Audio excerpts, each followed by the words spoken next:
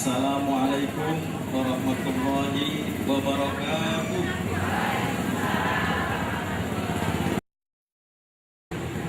Alhamdulillahirabbil alamin. Alhamdulillah wa syukrulillah.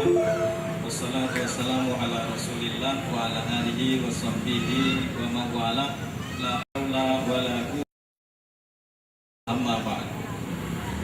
Bapak-bapak, ibu-ibu yang kami hormati, wabil khusus Bapak Kepala UPTD Pendidikan Kecamatan Pedurungan, Bapak Profesor Dr. Sulardi SPD MPD.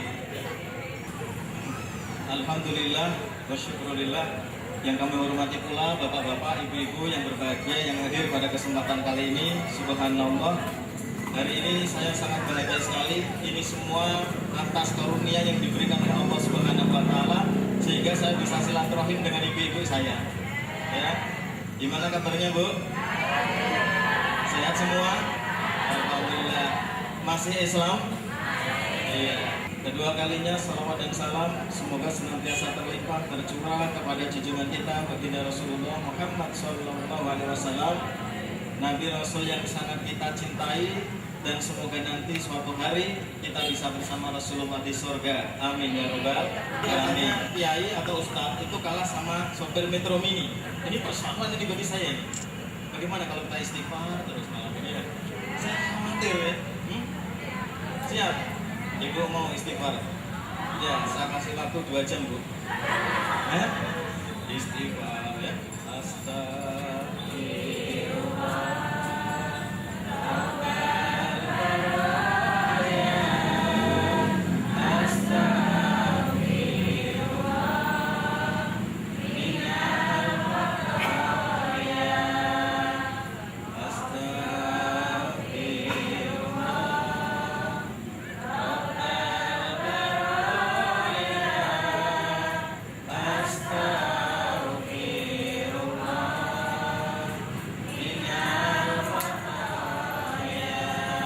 Bapak, ibu-ibu yang berbahagia, hari ini tema kita adalah Nuzulul Quran. Ya, Nuzulul Quran. Pak Bunyamin, selamat datang. Bapak Kepala Dinas. Mohon saya kalau tadi kami belum tahu. Selamat datang kami ucapkan. Dan mohon maaf ini ibu-ibu, khusus ibu-ibu ini yang pengajiannya. Jadi sekilas ibu-ibu yang berbahagia dan bapak-bapak, Nuzulul Quran adalah peristiwa turunnya Al-Quran, ya.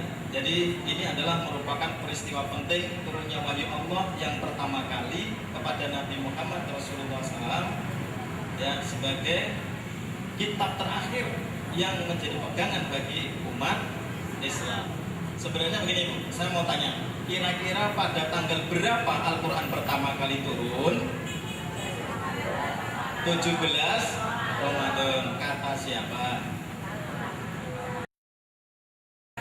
Pak Guru ini Guru Sedanto.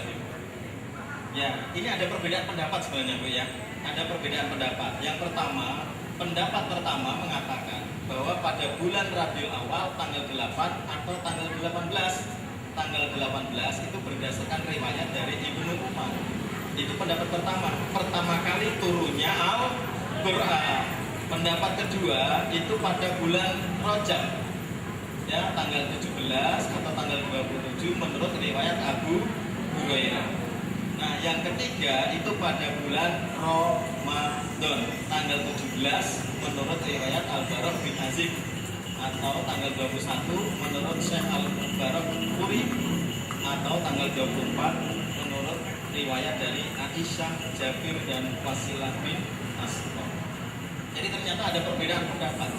Tapi yang masyhur dipegang oleh para ulama adalah tanggal 17 Ramadan. Hari ini tanggal berapa? Kalau menurut hitungan Komariah ini tanggal berapa? Tanggal 18. Berarti kelewat 1 malam. Tapi tidak apa-apa, masih masuk dalam kategori peringatan Nuzulul Quran karena dipaskan dengan ini. Yang masalah ini sebenarnya dia, ini menghalangi ya, Bu, ya? Disingkirkan sebentar bisa nggak? Siapa tahu ada yang punya ilmu disingkirin sebentar. Kasih kirim sak melotot. Ibu melotot. Dua-duanya, masya Allah. Nah ini tahapan turunnya Al-Quran. Tahap pertama turunnya Al-Quran itu ditempatkan di Lauhil Mahfuz. Ya Bu ya.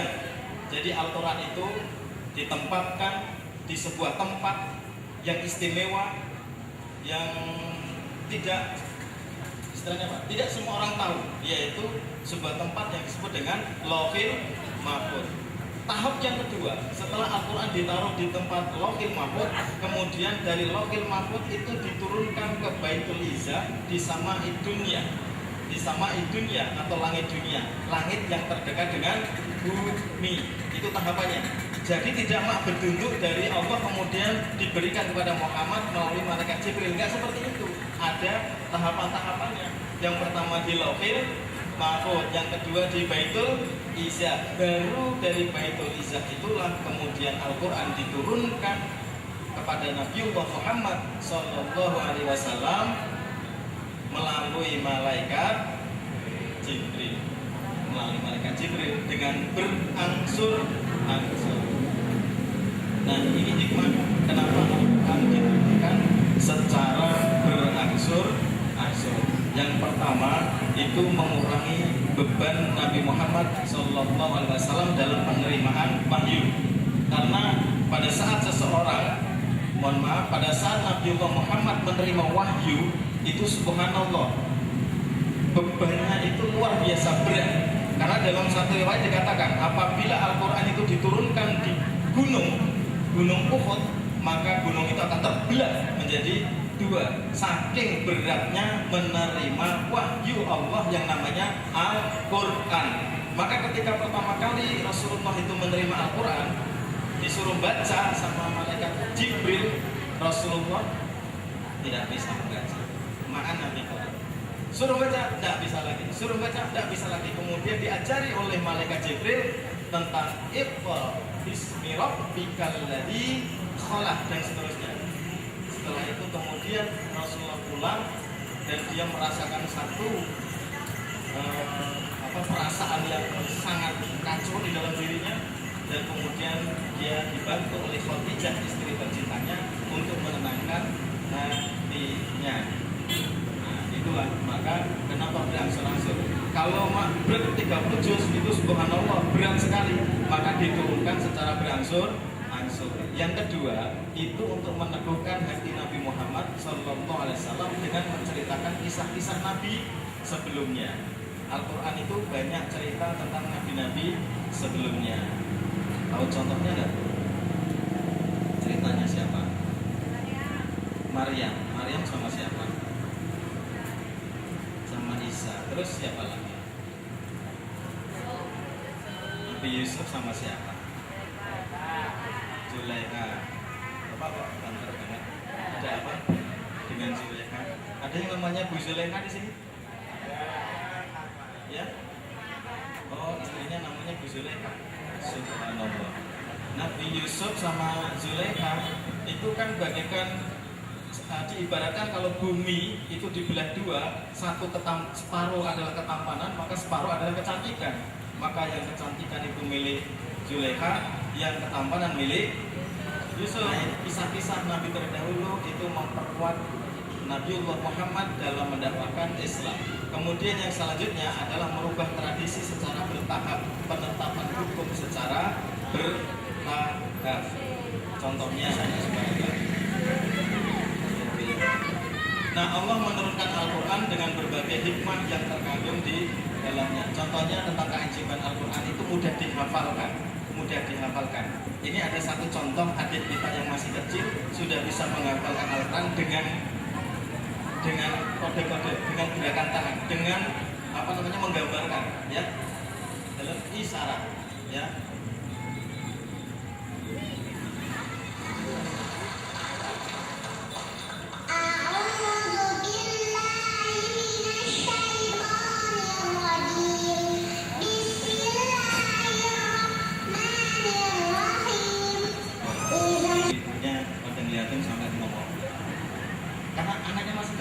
tapi sudah menghafalkan Al-Quran dengan kode. Itu memang memudahkan. Ya, artinya seperti apa? Kalau misalnya bicara tentang burung, maka nanti begini-begini. Bicara tentang gunung, nanti tangannya begini. Bicara tentang ombak, nanti begini. Ya, itu memudahkan untuk menghafalkan. Dan ternyata inilah kedahsyatan dari firman Allah. Inna nahnu nazzalna dzikra wa inna lahu lahafidun. Kamilah yang menurunkan Al-Quran dan kamilah yang akan menjaga Al-Quran. Allah menggunakan kata nahnu yang artinya kami. Karena pada saat menurunkan Al-Quran, Allah melibatkan malaikat Jibril. Nah, pada saat sudah ada di dunia seperti ini, Allah tetap melindungi, berperang, tapi juga melibatkan siapa? Bapak Ibu semuanya, melibatkan adik-adik kita, dimudahkan untuk menghafal Al-Quran. Nah, ini contohnya mengenai keajaiban Al-Quran dalam hal yang khusus, yaitu membaca Al-Quran. Sebentar ya Bu ya, masih ada waktu 5 menit. Ini sampai cepat tidak apa-apa ya Bu ya. Nah, karena sudah malam. Apa? Oh enggak, suka yang tergesa-gesa. Sukanya lama ya. Sabar Bu. Tenang Bu, jangan terlalu bernafsu. Yang pertama membaca Al-Quran. Membaca Al-Quran itu menurut hadis Bukhari, sebaik-baik kalian adalah siapa yang mempelajari Al-Quran dan mengajarkannya. Khairukum man ta'allama Al-Quran wa 'allamah. Sebaik-baik kamu adalah yang mempelajari Al-Quran dan kemudian mengajarkannya. Jadi kalau misalnya bapak-bapak ini subhanallah pahalanya itu banyak sekali. Ya, jangan sampai kalah dengan sopir mikrolet. Ya. Ibu-ibu jangan sampai sekarang sama sopir mikrolet, jangan sampai. Jadi kalau misalnya masuk kelas langsung baca Bismillah. Adik-adik baca Bismillah. Kalau di kampus itu sekarang juga menggunakan sebelum memulai belajar itu dosen diwajibkan atau dianjurkan untuk mengajak berdoa mahasiswa. Mari kita mulai dengan membaca Basmalah atau Al-Fatihah. Setelah selesai, mari kita tutup dengan baca hamdalah. Kalau di tempat saya sudah seperti itu. Kalau dengan anak-anak kan juga begitu ya Bu ya. Kalau di anak SD juga seperti itu. Tapi kalau anak mahasiswa kan biasanya lebih sulit. Kayak gitu, wah, kayak anak kecil aja. Tapi di tempat saya sudah dibiasakan seperti itu. Ada istilahnya apa ya? SOP mengajar ya. Standar operasional prosedur dalam hal mengajar. Kemudian Bapak Ibu yang berbahagia, saya langsung saja. Bacalah Al-Quran karena ia akan datang pada hari kiamat sebagai pemberi syafaat kepada para ahlinya. Ini sebenarnya ada film tapi saya lompati saja. Ini ceritanya tentang pembakaran Al-Quran. Bahwa Al-Quran itu mau dibakar. Kira-kira kalau misalkan Al-Quran dibakar, ibu-ibu setuju ya? Kenapa? Tapi ini terjadi di belahan sana, di luar negeri sana. Saya nggak perlu menyebut negaranya ya. Di sana itu Al-Quran sudah ditaruh di bensin, sudah direndam dan mau dibakar. Tetapi Allah sudah berjanji kami yang akan menjaganya. Maka kemudian ada seorang yang kemudian merengkuh itu, kemudian selamat dari pembakaran itu. Justru Bapak Ibu yang berbahagia, yang melakukan demonstrasi untuk tidak setuju dengan pembakaran Al-Quran, tidak hanya dari umat Islam, Kristen, Buddha, bahkan ateis pun gak setuju kalau Al-Quran itu dibakar. Itu luar biasa ya. Tapi malam ini gak perlu saya putarkan. Saya ingin cerita sedikit mengenai yang ini ya, tentang seorang profesor Thailand yang masuk Islam karena keajaiban Al-Quran. Dia terinspirasi oleh Al-Quran surat An-Nisa ayat 56. Ibu bisa baca? Coba Bu dibaca, dari situ kelihatan. Kelihatan? Subhanallah, masih tajam. Ini bukannya guru ya, karena membaca terus. Saya sampaikan ya Bu ya, sesungguhnya orang-orang kafir terhadap ayat-ayat kami telah akan kami masukkan mereka ke dalam neraka. Setiap kali kulit mereka terbakar hangus, kami ganti kulit mereka dengan kulit yang lain agar mereka merasakan pedihnya azab. Sesungguhnya Allah Maha Perkasa lagi Maha Bijaksana. Pertanyaannya adalah Pak, kenapa Allah itu mengembalikan kulit kita pada saat sudah dibakar hangus, kemudian dikembalikan oleh Allah. Tujuannya apa? Biar merasakan pedihnya. Di mana pedihnya? Di sini. Itu sakitnya. Sakit di sini, di dalam hati. Saya kok lupa, saya tuh punya tuh request lah. Masya Allah, saya tuh nanti dititipin. Ini dibagi enggak? Ibu mau? Buat saya. Pertanyaannya, siapa yang bisa jawab, tak kasih. Saya minta waktu sebentar ya Pak ya, untuk menyampaikan request. Saya takut enggak dimarahi sama teman-teman. Pertanyaannya Bu, ini namanya apa? Ya? Hah? Di dalamnya itu ada yang enak-enak. Kalau nggak percaya silakan maju ke depan, silakan diambil. Yang mau silakan. Boleh nggak apa-apa? Ya. Monggo Bu. Loh, saya nggak bohong. Yang mau maju tak kasih. Ya. Ini contoh kalau wanita bernafsu mesti dapat. Ya, mesti dapat. Coba bayangin kalau nggak punya nafsu, nggak dapat. Ya Bu ya. Ya. Nah, buat putra putrinya ya Bu ya. Nah, satu buat saya. Enggak. Saya masih punya banyak sini. Nah, ini masih punya banyak. Saya punya satu. Ini penting. Kenapa Allah itu mengembalikan kulit manusia yang disiksa oleh Allah? Memang betul agar merasakan pedih. Tapi kita taunya kan cuma seperti itu ya. Taunya pokoknya disiksa habis, dikembalikan, disiksa hangus, dikembalikan agar kita merasa pedih. Tapi kalau dilihat dari ilmu anatomi, sebenarnya lapisan kulit kita itu terdiri dari 3 lapisan global, yaitu epidermis, dermis, dan subcutis ya. Subcutis atau apa itu bacanya kan? Nah, kalau sudah sampai di lapisan subcutis ini, maka seseorang tidak akan merasakan sakit. Tidak akan merasakan sakit. Maka ketika dibakar, lapisan ini dikembalikan oleh Allah. Biar apa? Biar merasakan sakit. Kalau nggak percaya, Bu, cari api, sini saya bakar. Sampai pada posisi lapisan subcutis ibu tidak akan merasakan sakit. Ya, maka kenapa kulit kita dikembalikan? Itu karena biar orang tersebut merasakan sakit, maka kulit bagian ini, lapisan subcutis dikembalikan. Begitu ceritanya. Tidak sekedar dikembalikan pedih, nggak seperti itu. Ini berdasarkan ilmu anatomi, penelitian yang dilakukan oleh Profesor Whitmore dari Kanada, yang kemudian membuat Profesor Thailand masuk Islam. Dia ceramah di hadapan mahasiswanya, dan ada 5 orang mahasiswa yang kemudian masuk ke dalam Islam. Maka Al-Quran sebenarnya itu sepadan, seimbang, selaras dengan ilmu pengetahuan. Ya, kisah Nabi Yunus yang ditelan ikan itu menjadi inspirasi untuk orang lain membuat kapal selam. Kalau kita cuma bikin pempek kapal selam, betul tidak? Ibu suka pempek? Ibu suka pempek gak? Ya, kelihatan. Nah, ini contohnya Bu.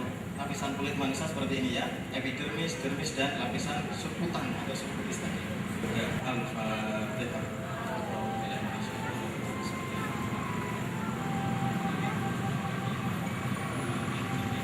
Iya.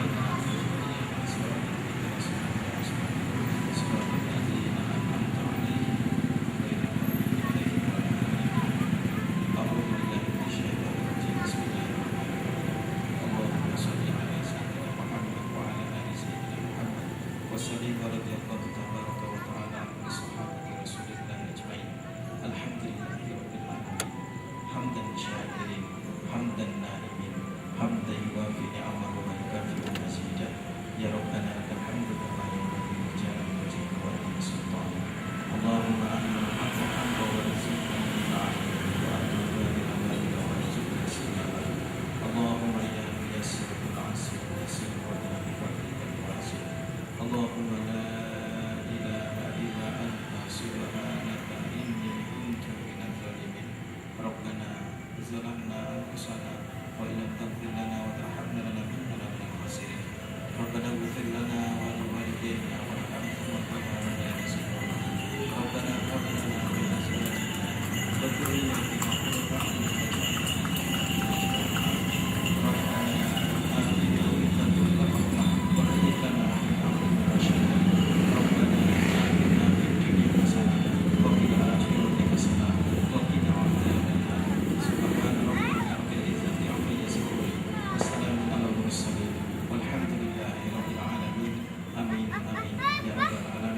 Terakhir, Bapak Ibu yang berbahagia, kami mohon maaf yang sebesar-besarnya kalau ada tutur kata kami yang kurang berkenan.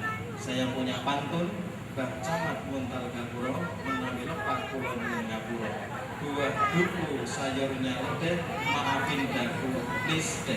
Terima kasih. Assalamualaikum warahmatullahi wabarakatuh.